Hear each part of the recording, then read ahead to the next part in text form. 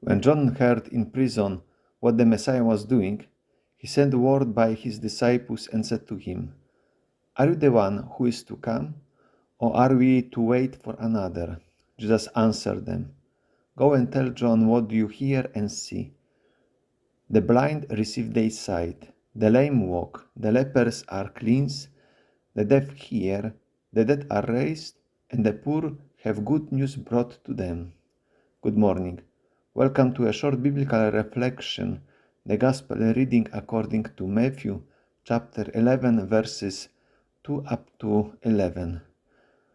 John the Baptist's question and Jesus' testimony. It is the Gospel reading for the third Sunday of Advent, year A. The answer given to people sent by John the Baptist, if he is the one to come, referring to his miracles, that the blind receive their sight, the lame walk, the lepers are cleansed, the deaf hear, and the dead are raised, refers to the first reading from the book of Isaiah, where we hear also, "Then the eyes of the blind shall be open, and the ears of the deaf unstopped.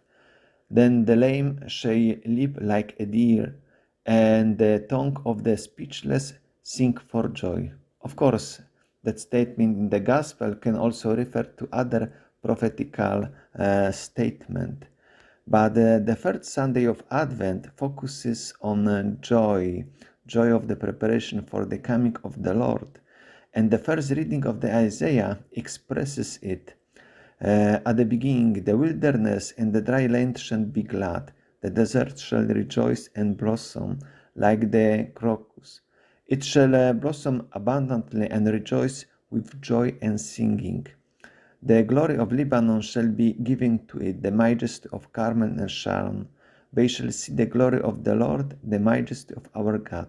And then in verse 10, "And the ransom of the Lord shall return to come to Zion with singing. Everlasting joy shall be upon their heads. They shall obtain joy and gladness, and sorrow and sin shall flee away." This joy expresses the joy of return to the promised land, because the Israelites are coming from the exile now. But this aspect of joy is missing in those verses in the Gospel of the reading which we have today. However, I propose that we continue the reading from the same chapter 11. We will find also Jesus referring to the joy.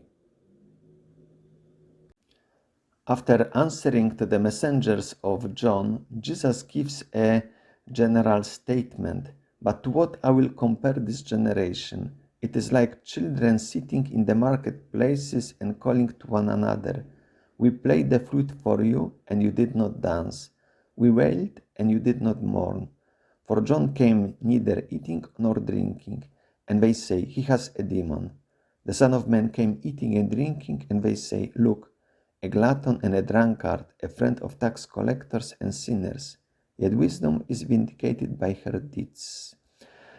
This expression, "this generation," refers in particular to the leaders of the nations like Pharisees and the scribes, who did not accept either way, the way of penance offered by John and the way of joy offered by Jesus. And this enigmatic statement in verse 17 is then explained in verses 18 and 19. The first statement, "We played the flute for you and you did not dance," expresses the way of joy of Jesus, described in verse 19. "The Son of Man came eating and drinking, and they say, look, a glutton and a drunkard, a friend of tax collectors and sinners." The way of penance, expressed in the second half of verse 17, "We wailed and you did not mourn," is expressed in verse 18. "For John came neither eating nor drinking, and they say he has a demon." So the leaders of the nation, the Pharisees, the scribes, and some others did not accept both ways. Now comes a reflection. Since my youth, I was bothered sometimes by statement referring to some commandment like Sunday obligation, that we should come to church because it's an obligation. When we look at the commandments from that perspective, there is a risk that we can look at the commandments more in a legalistic way. We can understand legalistically. So then the commandments become just orders. There is legal obligation, and we feel our perception is a feeling of compulsion, and therefore religion can be more formal. There is risk of religious formalism.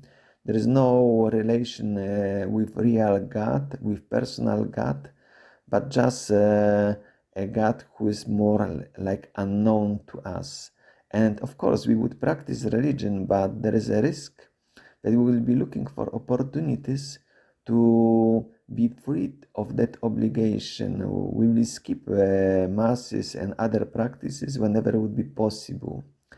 But when we treat the commandments from biblical perspective, they are teachings because they derive from the verb which means teaching, and that teaching requires understanding. Once we understand the teaching, we can talk about moral duties, which in effect cause the feeling of gratitude, because we realize how much we owe our God for all the gifts which we receive, for His mercifulness, His love, and consequently, it will prompt us also to love God.